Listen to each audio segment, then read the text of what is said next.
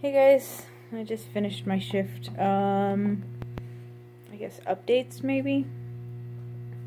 I haven't deposited the cash yet. I haven't done anything with my bank accounts, and I'm still working on a new budget book for myself for this year. Um, yeah, we'll see how that goes. My dad's wound is healing.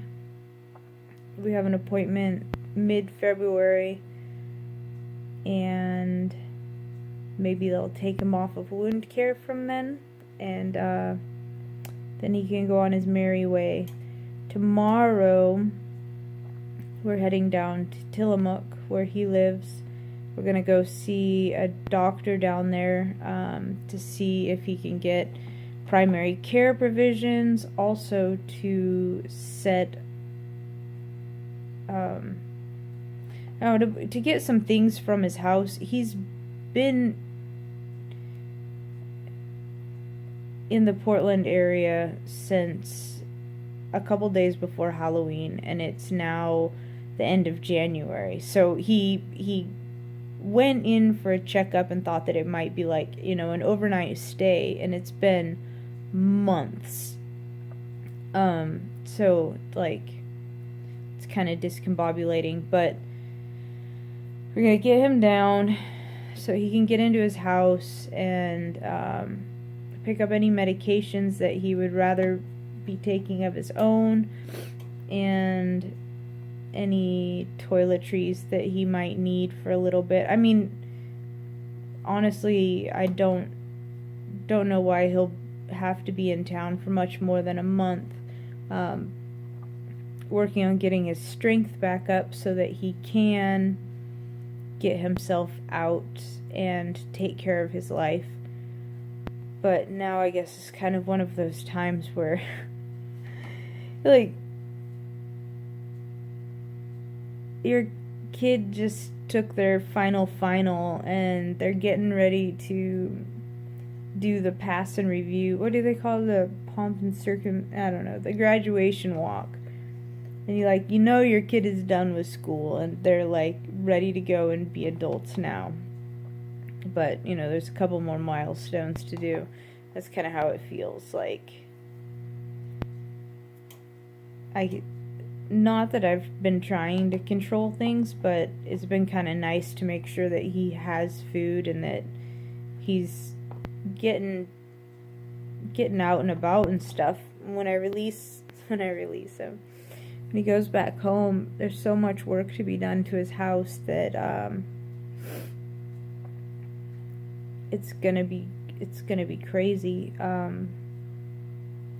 His mobility, he's not very sure-footed, and he's got some vision issues. But with that, his ramp that goes in, he doesn't have steps that go into his house. He's got like a wheelchair ramp from when my great uncle was sick, and that is like, it's 20-year-old plywood that's been getting rained on for a while, so it's like slick as snot. So it's not going to be an easy go for him. But honestly, I can't take a bunch of time off work to help him rebuild his ramp. So what I'm going to do tomorrow on our way out of town, I'm going to swing by a Home Depot and grab a couple bags of playground sand and basically throw playground sand on all of that bad plywood. And he's got intentions of repairing it anyway, so damaging it a little bit more is not going to be the problem. Getting traction for the next 3 months is going to be a priority. So throwing down some playground sand is not, I don't think it'll hurt anything. And then maybe a couple bottles of bleach just to be able to get some bleach down too. Anyway, so that's what's going on tomorrow. We're going to Tillamook.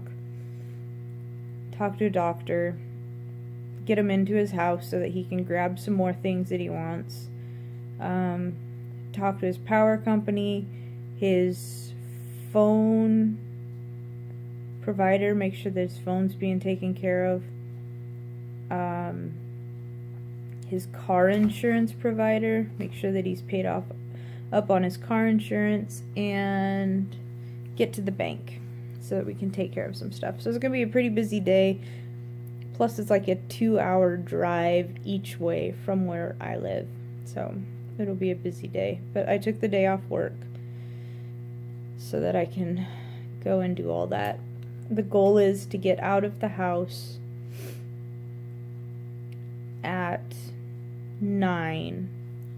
So I would put us in Tillamook at about 11. And we could go talk to some people and get a couple things checked off the list, and then go feed him, and then take him to go see the doctor after he's eaten so he's in a good mood, and then take him out to his house and pick up some stuff. But that's the goal, the plan, the anticipated.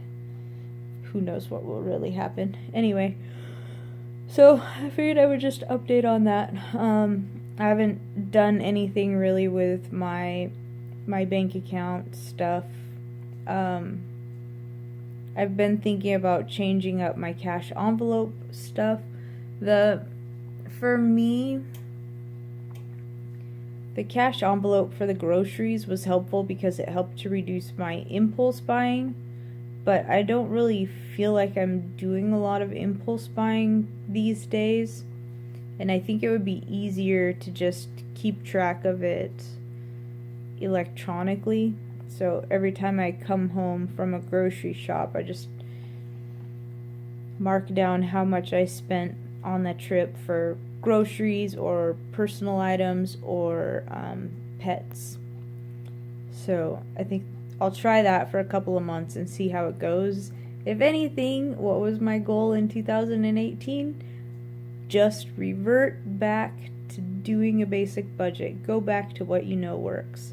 So that'll be kind of the thing, to see if I can go a bit more cashless. Because when I counted all the cash that was in my house, it's like $1,000. And if something happened, like there was a fire or burglary or something, that's a lot of cash to just poof, be gone. And yeah, that would not be cool. Anyway, so I do still have to deposit that, and that's a thing. And what else? Oh, I just had a fun pet emergency, I guess. My older cat, Tony, was acting kind of weird. He wasn't moving around. So I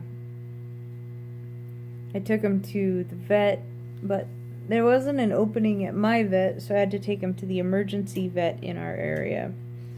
And they did a bunch of blood tests and stuff. Like, they quoted me like $1,000, and I was like, okay, if you had limited amount of funds, and $1,000 is basically you put your cat down level, what is where you would start on all of these tests? Because they weren't even talking about medication. They were talking about, blood tests and ultrasounds and x-rays is where they were at. And so he said, well, I would just do the blood test, see what we can learn from the blood test, if there's infections, and do a urinalysis on him. And so I was like, okay, let's start there. And those are the things that take the longest amount of time. All of the imaging stuff is like practically instant these days. So anyway, he had high blood proteins, which basically indicates that he had thick blood, dehydration. So they gave him a big subcutaneous fluid bump. Sent me home with some medications to help to ease any potential bladder distress. And like, it hasn't really been a problem. I took him into the vet. That was on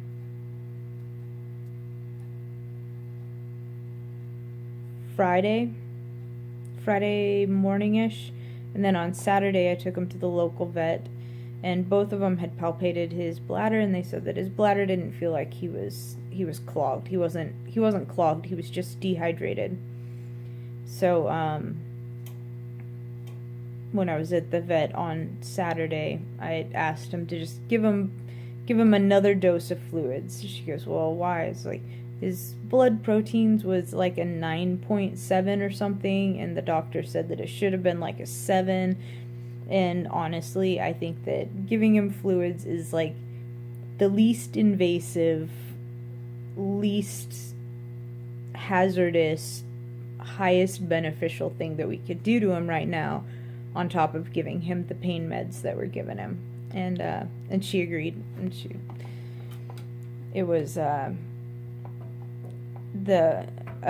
bag of IV fluids is $25. And then I wasn't sure if he's been pooping, so I went and picked up an enema, and that was $15.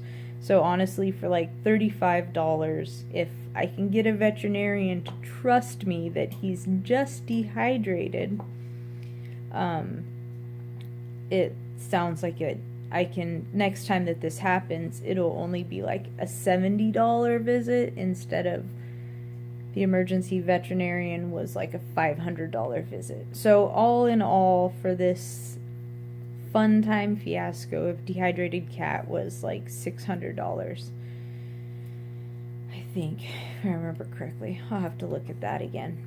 And that's one of the reasons why I want to move towards a cashless version, because if I had that sitting in a bank account earmarked for pets versus sitting at cash at home, where I'm like, I don't even know how much money I need to bring, and if I bring that money and it costs more than that and I need to dip into my emergency fund, like, here's part cash and here's part credit, that just seems kind of a little excessive in my brain for when you're already stressed out about, is this repairable, or is this meaning I have to put my cat down? But anyway, doom and gloom.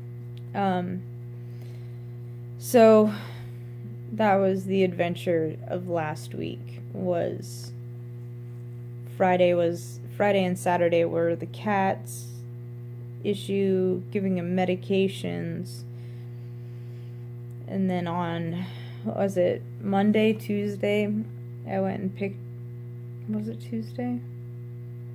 Yeah, Tuesday I went and picked up the enema, but as soon as I woke up this morning, could give him the enema and monitor him, he hightailed it. He went booking. So maybe he's not constipated? I don't know.